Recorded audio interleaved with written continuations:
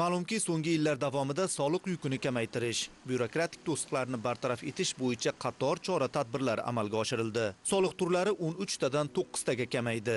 100 dan ortiq turdagi litsenziya va ruxsatnomalar bekor bo'ldi. Davlatimiz rahbari tomonidan so'nggi yillar davomida soliq solinishi lozim bo'lgan obyektlarni aniqlash va ularni byudjetga yo'naltirish, soliq samaradorligini oshirish, yashirin iqtisodiyot manbalarini qisqartirish hamda ularni bartaraf etish yo'llari borasida qator farmon va qarorlar qabul qilinib, ularning ijrosi nazoratga olingan. Bu borada O'zbekiston Respublikasi Prezidentining yashirin iqtisodiyotni qisqartirish va soliq organlari faoliyati samaradorligini oshirish bo'yicha tashkiliy chora-tadbirlar to'g'risidagi va yashirin iqtisodiyotga qarshi kurashish sohasida davlat nazorati mexanizmlarini takomillashtirish chora-tadbirlari to'g'risidagi farmonlari muhim o'ringa ega. Ayni kunlarda mazkur hujjatlarda belgilangan vazifalar ijrosi yuzasidan Toshkent shahar prokuraturasi tomonidan poytaxt tumanlarida joylashgan qator ishlab chiqarish, xizmat ko'rsatish hamda savdo obyektlarida tadbirkorlar bilan muayyan chora-tadbirlar amalga oshirib kelinmoqda. Hokimlik mutasaddilari, qolaversa mahalla yettiligi ishtirokida yashirin iqtisodiyotning salbiy oqibatlari xususida keng ko'lamli tushuntirish, targ'ibot ishlari olib borilyapti. Bu borada jamoatchilikning ham fikr va mulohazalari o'rganilmoqda. Mana elektr energiyasi, gaz, ayniqsa soliq. Bitta xursand bo'lgan joyimiz, mana hurmatli prezidentimizning tashabbuslari bilan soliqdan tushgan pullarning 10% bu bizning mahallaga beriladi. Mana shu berilgan pullardan biz o'zimizni imkoniyatimizga yarasha ishlatamiz. Mahalla yettiligi bilan birgalikda mana shunaqangi salbiy holatlar bo'lmasligi sababli biz ham kurashamiz, boramiz, ko'ramiz. Eng asosiysi noqonuniy ish qilmasin. Mana shu masalada bo'yicha haftada har dushanba kuni ertalab hisobot berishadi. Ham o'shandacha bir haftalik ish rejasini qilib, hammasi o'z ish faoliyati bilan shug'ullanmoqda. Toshkent shahrining Mirobod, Yashnobod, Bektemir, Sergeli va Chilonzor tumanlarida joylashgan Mirobod, Aviasozlar, Qo'yliq, Sergeli dehqon bozorlari va Kosmos, Golden Life savdo komplekslarida faoliyat olib borayotgan tadbirkorlik subyektlari va keng jamoatchilik vakillariga bozordagi savdo munosabatlarini raqamlashtirish, mazkur faoliyatda inson omilini qisqartirish, yakka tartibdagi tadbirkorlar va o'zini o'zi band qilgan shaxslarga qulay shart-sharoitlar yaratilayotganligi haqida tushuntirish ishlari amalga oshirildi. O'rganishlar davomida soliq samaradorligini yanada oshirish, yashirin iqtisodiyot manbalarini bartaraf etish borasida joriy yilning 1-yanvar kunidan boshlab xolis Paynet ilovasi ishga tushirildi. Amalga oshirilayotgan to'lovlar va hisob-kitoblarning barchasida QR kodlardan foydalanishni faol va keng joriy etish, raqamli platformalardan foydalanish afzalliklari xususida tushuntirish ishlari olib borilib, bu haqda mutasaddilarga tegishli ko'rsatmalar berildi.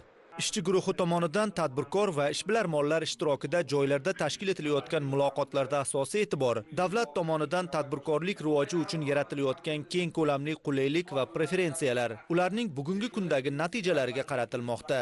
Ammo mana shu kabi sharoit va imkoniyatlarga qaramay hududlarda hali hamon iqtisodiyotning xufiyona ko'rinishlari uchramoqda deyildi muloqotda.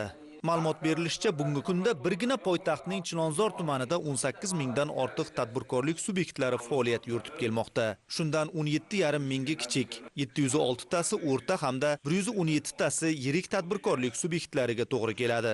Yakka tartibdagi tadbirkorlar soni esa 7 ming nafarni tashkil etadi. O'rganishlar davomidagi chora-tadbirlar natijasida o'tgan 2025-yil davomida tuman mahalliy byudjeti daromadlari bo'yicha reja ko'rsatkichlari 133% ga, ya'ni 54 milliard so'm qo'shimcha tushum tushirishga erishilgan. Ayni paytda ishchi guruhi tomonidan joriy 2026-yilda ham mazkur ishlarni o'z vaqtida va tizimli ravishda amalga oshirish yuzasidan yo'l xaritasi tuzib olingan. O'zbekiston Respublikasi Prezidentining 2025-yil 10-dekabrdagi 246-sonli farmoni tasdiqlangan bo'lib, farmonni tasdiqlanishidan asosiy maqsad nimadan iborat? Asosiy maqsadimiz naqd pulsiz hisob-kitoblarni amalga oshirish, buning natijasida yashirin iqtisodiyotni oldini olishdan iboratdir. Chilonzor tumani hududida 2026-yil uchun mo'ljallangan 56 ta ustuvor vazifalar belgilab olindi hamda ustuvor vazifalarni belgilash natijasida 940,5 milliard so'mlik tushumlarni byudjetga ta'minlash maqsadida yo'l xaritasi tasdiqlandi. Bu ko'rsatkichni o'tgan yil bilan solishtiradigan bo'lsak, 2025-yilda 25 ta yo'nalish doirasida amalga oshirilgan bo'lib, buning natijasida 714 milliard so'm byudjetga to'liq ta'minlanganligini aytib o'tish maqsadga muvofiqdir. Muloqotda davlatimiz rahbarining yashirin iqtisodiyotni qisqartirish va soliq organlari faoliyati samaradorligini oshirish bo'yicha tashkiliy chora-tadbirlar to'g'risidagi farmonida belgilangan vazifalar ijrosi yuzasidan tumanda amalga oshirilayotgan ishlarga ham alohida to'xtalib o'tildi.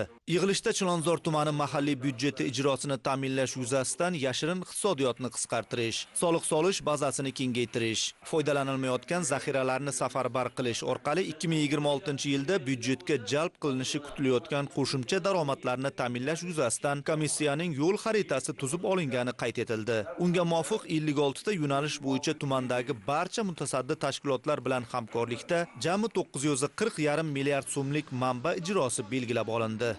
Bugungi kunda bizda hurmatli prezidentimiz 91-qarori asosida 700 kilometrgacha kabel almashgan bo'lsa, bu mahallamiz Ruboy podstansiyamizdan elektr energiya oladi. Bugungi kunda Ruboy podstansiyamizda 25 mingtalik transformator turgan edi. Bugun shuni 40 mingtalik yangi transformatorga almashtirdik. Yo'qotishlarimiz 9,5-10% tashkil etayotdi. Bugungi kunga kelib 3-3,5% ga tushdi. Shtab tashkil qilingan o'sha 4 ta guruhdan tashkil topilgan shtab, u bo'yicha ham o'rganishlar natijasida noqonuniy ulanishlar ham topilib, u bo'yicha choralar ko'rilib, bartaraf qilindi. Bugungi kunda ham shu yo'nalishda ishlar davom etmoqda. Gaz taqsimlash punktlarini hammasini yuqori bosimli gaz taqsimlash punktlarini zamonaviy energiya tejamkorli gaz taqsimlash punktlariga o'zgartirdik. Chilonzor tumanining Beshqo'rg'on mahalla fuqarolar yig'ini hududida og'ir hudud hisoblanganligi uchun tuman gaz tomonidan 3 bosqichda gaz taqsimlash punktidan 2 bosqichli detektor o'rnatildi. Asosiy maqsadimiz iqtisod qilish. Yashirin iqtisodiyot bo'yicha o'rganish o'tkazilganda soliq idoralariga 0 ko'rsatkich berib,